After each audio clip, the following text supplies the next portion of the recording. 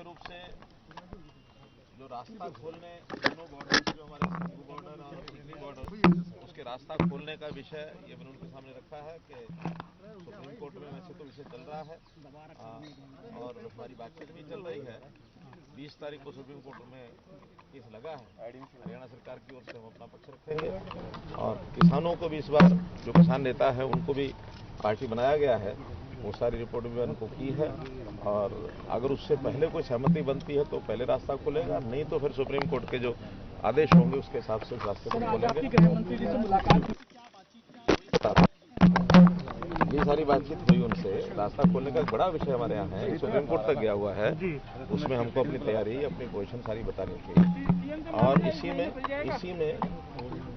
में एलनाबाद के चुनाव की वो चर्चा भी हुई है।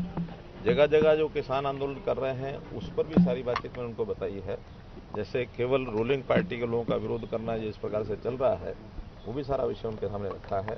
फिर भी शांतिपूर्वक आंदोलन वो लोग चलाएं, ऐसी हमारी अपील हमने भी की है। गृह मंत्री जी ने कहा है कि यही अपील रखनी चाहिए कि आंदोलन शांतिपूर्वक करें, हमको कोई आपत्ति नहीं है, लेकिन किसी प्रकार की जो दायरा स्थिति को बिगाड़ने नहीं दिया जाएगा, ये सरकार का काम है। क्या एज अ सीएम आपको लगता है कि इस महीने इसका हल निकल जाएगा? मुझे लगता है कि 20 तारीख को जो सुनवाई होगी, क्योंकि मोटे तौर पर किसानों ने कहा है कि हमने कोई बाधा नहीं डाली है, हमने रास्ते बंद नहीं किए हैं, तो भले ही वो सरकार ने कोई उस समय का निर्णय लिया जैसी घटनाक्रम उस समय हुआ था, तो उस समय किसानों की ओर से अगर ये विश्वास दिलाया जाता है तो सरकारें तो तैयार हैं, चाहे वो दिल्ली सरकार है चाहे हरियाणा सरकार है, हम रास्ता खोल देंगे। किसान तैयार होते हैं, सरकारें तैयार होती हैं तो निश्चित रूप से रास्ता खुलेगा, ऐसा मुझे लगता है। क्योंकि वहाँ के लोगों की परेशानी काफ़ी है, जो खास करके वहाँ उद्योग लगा के बैठे हैं, वहाँ के आसपास के गाँव हैं, उन लोगों को जिनको डेली आना जाना होता है दिल्ली, तो बहुत परेशानी उनकी है। तो इसके साथ आज भी मुझे प्रतिनिधि मंडल मिलने के लिए आया था इस विषय को लेकर के, हमने उनको सबको आश्वासन दिया कि बहुत जल्दी रास्ता खुलेगा।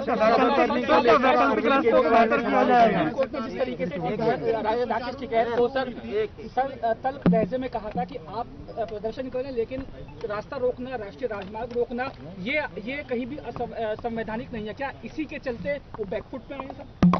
अब क्योंकि उन्होंने तो कहा है कि हम रास्ता नहीं रोकेंगे, उन्होंने कहा है तो मैं ऐसे ही कहूँ कि किस कारण से आए या किस कारण से आए, जब एक सहमति बन रही है तो इसमें हम आपस में एक दूसरे के खिलाफ क्यों कीचड़ उछालेंगे। रास्ता खोलने की सहमति बनती है, रास्ता खुलता तो सभी को विन विन पोजीशन है उसमें। सर, वैकल्पिक रास्तों को बेहतर करने की बात है क्या? जो वैकल्पिक रास्ते हैं हरियाणा का, उनकी जो दशा है उनको सुधारने की बात है, लोग परेशान ज्यादा है। क्योंकि जो छोटी सड़कें हैं, खास करके जो पीडब्ल्यूडी की रोड्स हैं, मार्केटिंग बोर्ड के हैं, वो इसलिए नहीं, हैवी ट्रैफिक के लिए नहीं बनी थी। इतना हैवी ट्रैफिक लगातार चलने के बाद सड़कें टूटी हैं, कुछ वर्षा भी उसका कारण है। उसमें हमने सभी डिपार्टमेंट को कह दिया कि अगले 1 महीने के अंदर सब सड़कें ठीक की जाएंगी। सर, पराली को लेकर अरविंद केजरीवाल ने एक ट्वीट किया, कहा हरियाणा में पराली जलाई जा रही है, प्रबंधन सही नहीं। कोई पराली नहीं जलाई जा रही है, बल्कि अब तो पराली बेचने के लिए होड़ लगी है। हमने 1000 रुपया एकड़ का इंसेंटिव दिया है और साथ में कंपनियां अब आ गई हैं जो पराली को खरीद रही हैं। वो बेल बना रहे हैं, बेल बनाने के बाद बीच में एग्रीगेटर वो बेल इकट्ठा करते हैं और कंपनियां उसको खरीद रही हैं, अच्छे रेट पर खरीदी जा रही है। उसमें हरियाणा की जो पराली है उसकी आमदन हो गई है किसानों को, इसलिए किसान कोई नहीं जला रहा उसको।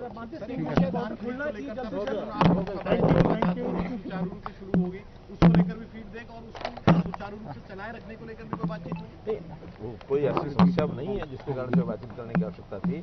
अब सामान्य तौर पर सभी मंडियों में धान की खरीदी शुरू हो गई है, मिलर्स ने धान को उठाना शुरू कर दिया है और स्मूथ हो गया है, अब किसी प्रकार की कोई कठिनाई नहीं।